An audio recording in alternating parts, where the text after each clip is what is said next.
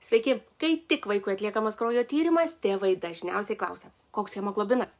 Gal iš įpročio matos, ar jau nekartą teko susidurti su mažakraujyste.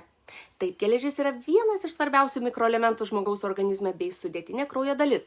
Bet šis metalas taip pat ypatingai svarbus vaikų augimui, imuninės bei nervų sistemos vystymuisi.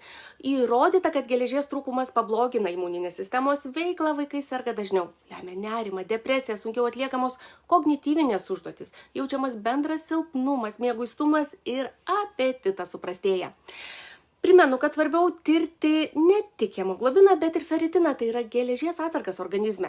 Jeigu nustatomas trūkumas, prisiminkite feronemisų kofermentukų 10 geležies papildą, kuris yra 100% veganiškas, nesukelia vidurių užkietėjimo ir kuris, svarbiausia man ir mano vaikam, neturi metalo prieskonio.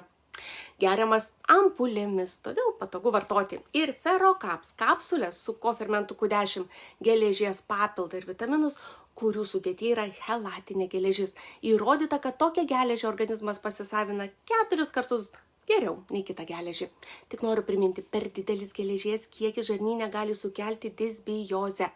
Todėl labai svarbu skirti mažiausią veiksmingą dozę ir nepersistengkite.